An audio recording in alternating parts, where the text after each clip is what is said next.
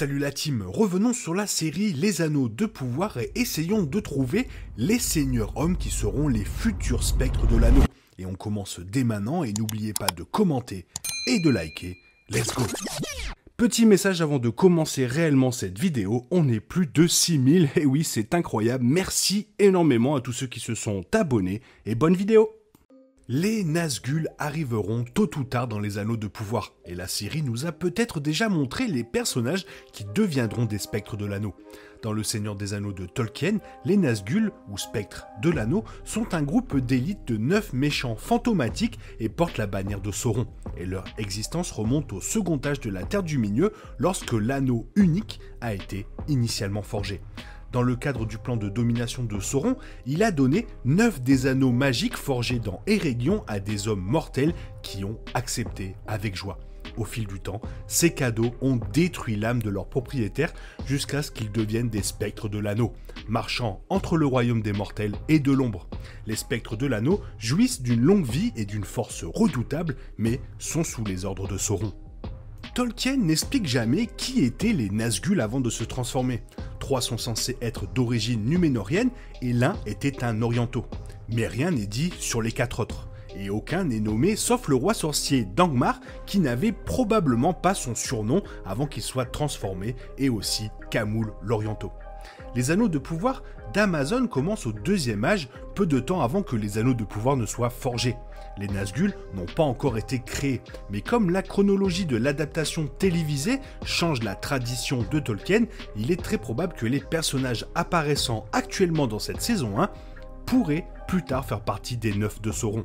Alors que pas mal de théories émergent quant à savoir qui peut ou non être destiné à s'habiller en noir pendant les 3000 prochaines années, il y a en effet plus de candidats dans la série qu'il n'y paraît.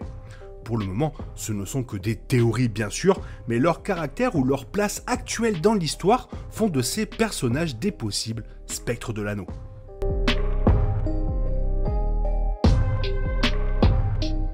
Bon, je l'ai déjà évoqué, mais il est de loin le candidat le plus proche de devenir un Nazgûl.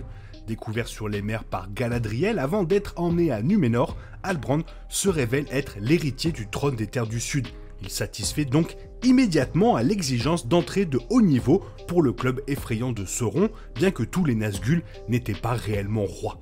Halbrand abrite également un côté plus sombre, comme en témoigne le fait de laisser mourir ses compagnons sur le radeau, de fracasser des Numénoréens qui l'ont pris à voler, etc. En tant que roi potentiel avec une morale très lâche, Halbrand est déjà à mi-chemin de gagner ses références de spectre de l'anneau. Mais il est également important que les Terres du Sud, la région dont il est censé être responsable, soient destinées à devenir le Mordor, et les ancêtres de la ville ont juré avec un serment de sang d'être au service de Morgoth. Halbrand semble certainement assez désespéré et arrogant pour accepter un anneau de pouvoir d'un charmant étranger, et peut-être que Sauron verra sa corruption alors que le serment des Terres du Sud est finalement tenu.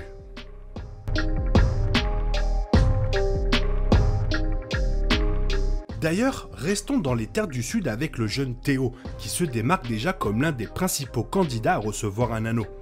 Bien que Peter Jackson suggère le contraire, les Nazgûl n'étaient pas tous des rois des hommes lorsqu'ils ont accepté les bijoux magiques de Sauron. Bien que la plupart, sinon tous, aient probablement un statut élevé, Tolkien écrit plus sur la façon dont les 9 heureux gagnants sont devenus puissants, riches et glorieux après avoir reçu leurs anneaux de pouvoir. Théo a déjà déterré une lame sombre forgée par Sauron et lui a offert son sang, et bien qu'elle ne soit potentiellement qu'une caractéristique de l'angoisse chez les adolescentes, l'arme semble laisser naître une obscurité intérieure chez le fils de Bronwyn. En récompense pour avoir réveillé la lame de Sauron, Théo pourrait recevoir un anneau de pouvoir de son nouveau maître et ne pas voir le danger, tout comme il n'a pas vu le danger dans une poignée d'épée noire, buvant du sang caché dans une grange. Théo pourrait alors devenir un grand guerrier avant de tomber sous le charme de Sauron.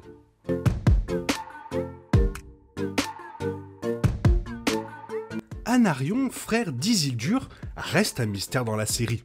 Le matériel source de Tolkien voit Anarion accompagner son père et son frère en Terre du Milieu après la chute de Númenor et aider à établir les royaumes du Gondor et d'Arnor avant de mourir lors de la dernière alliance des elfes et des hommes. Dans la série, Anarion est mystérieusement séparé de sa famille et a apparemment une préoccupation pour l'ouest de Númenor qui bouleverse grandement Elendil. Les Nazgûl sont créés plusieurs siècles avant même la naissance d'Isildur et d'Anarion, selon la chronologie originale de Tolkien. Mais parce que les anneaux de pouvoir pressent la chronologie de la Terre du Milieu comme un citron, Anarion devient immédiatement un spectre de l'anneau potentiel. Il n'est pas aussi critique pour la dernière alliance qu'Elendil et Isildur, il pourrait donc vraisemblablement mourir avant, et Sauron pourrait corrompre Anarion en exploitant ce malaise au sein de sa famille. Tolkien écrit que les 3 habitants de Númenor, devenant des Nazgûl, étaient tous des seigneurs. Et en tant que fils d'Elendil, c'est une autre case qu'Anarion peut cocher sur le formulaire de candidature Nazgûl.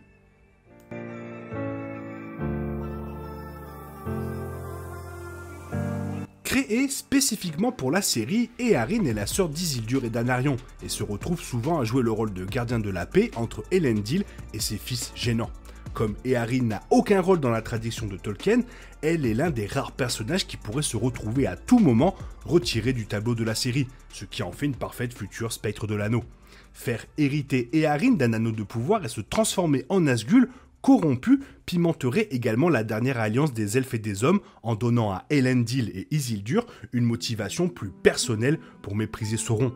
Bien que Tolkien précise que le trio de Númenor sont tous des seigneurs plutôt que des seigneurs et des dames, la série fait fièrement de la Terre du Milieu un paysage plus inclusif. Il n'y a aucune raison pour que cette attitude ne s'étende pas aux sbires de Sauron.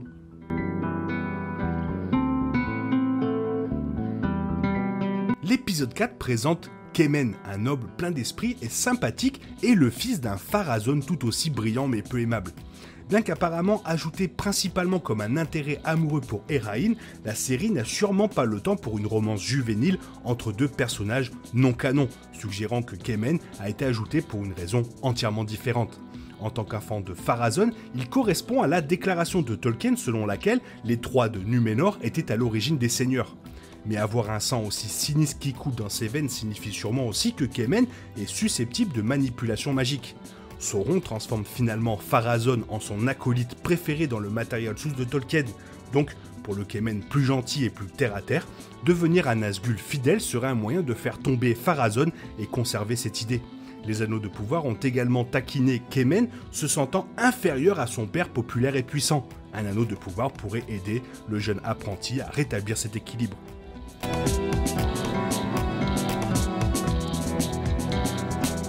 Tous les aspirants Nazgûl cités plus tôt possèdent une faiblesse ou un défaut qui pourrait expliquer pourquoi ils accepteraient un anneau d'un mystérieux étranger.